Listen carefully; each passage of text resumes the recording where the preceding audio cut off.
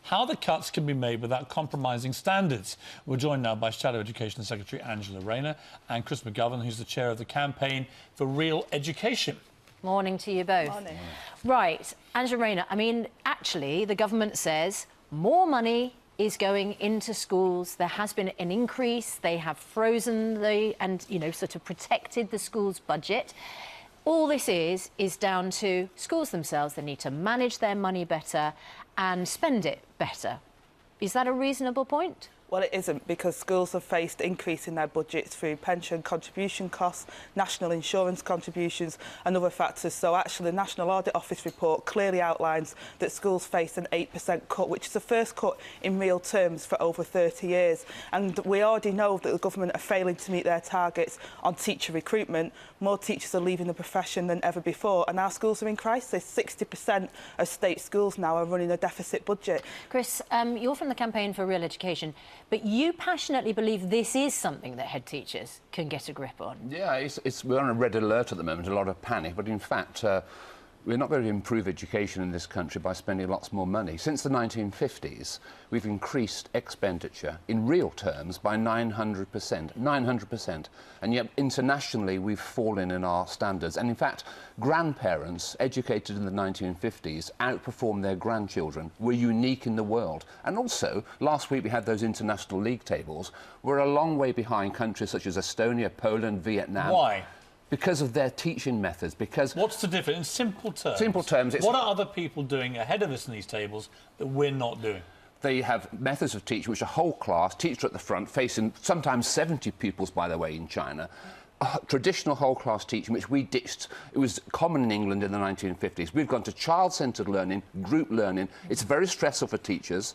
It doesn't work, by the way. If you have a traditional whole class and a teacher at the front, you can actually have larger classes. And although, of course, we all want lots more money, but actually you could increase teachers' pay by 20% if you put 5 more children in the class. Whole class teaching too. But Singapore, who was at the top of that international league table, interestingly enough, they talked about a comprehensive system, and they talked about investing in professional teachers and making sure the standards of teaching is met, rather than looking at structures. And we know from the London Challenge in the last Labour government that the attainment gap, it was like transformative for London schools in regards to the investment that we made. So we know that those things count. Increased class sizes and cuts to school budgets are meaning that teachers are leaving the profession more than ever. The government are investing money on creating selection through grammars, which we know is a failed system, because internationally and through all of the studies we know that the evidence is just not there for that. I suspect that the discipline rules are slightly different in China. Yeah, and of course, if you teach children with the teacher at the front of the class, it's much easier to control the children. Yes, we've got to improve the discipline in our schools, but this country... Well, improve the discipline, or, I mean, I don't know what the discipline rules in China. I doubt they're...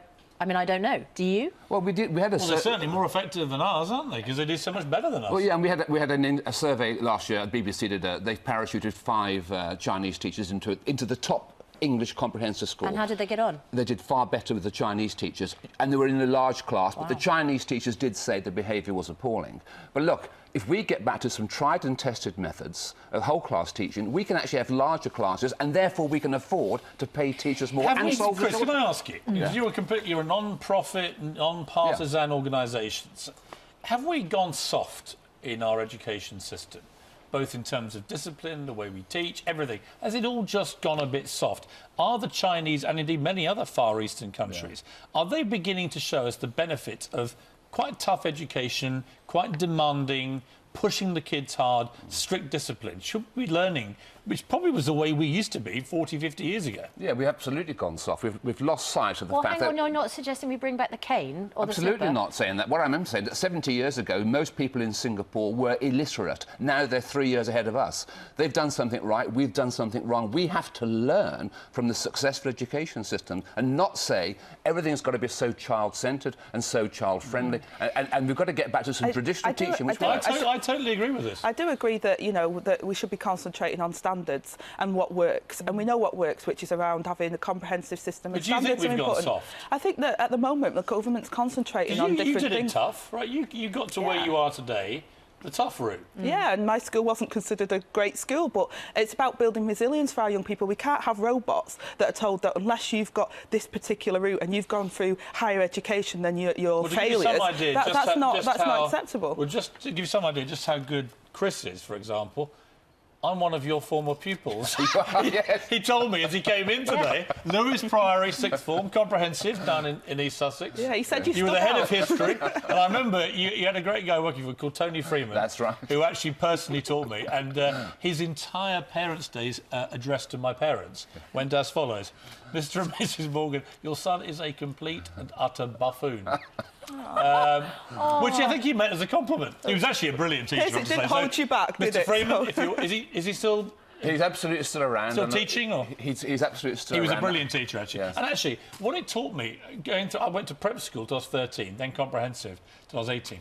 And it didn't matter whether it was fee paying, comprehensive, whatever. What I remember are standout teachers, and I remember Exactly. good headmasters. And I think that the key thing to me that we're missing is that there's just not enough quality of people leading these teams. And if you did have it, Piers, we'd be fine. can I interrupt? Because Tony Freeman, you mentioned, and myself, we lost our jobs because we stood up for standards. Right. 30 years ago, we were kicked out because we said exam standards were too low. I had to go and work elsewhere. Tony Freeman never worked again. Did he not? He never worked again as a teacher because he was regarded as someone who was too traditional and too old-fashioned. Now, 30 years on, everybody agrees with us. Yeah. Of course we've done Well, things he was a great teacher. It was a We've got very to- good school. Yeah, and we've got to remember that other countries are not only catching up, they're now ahead of us. We've got to learn from those countries. And it's not about spending money. It's not money that solves the Do you problem. think I'm the shining example of your methodology? You're there, one of Chris? the shining examples.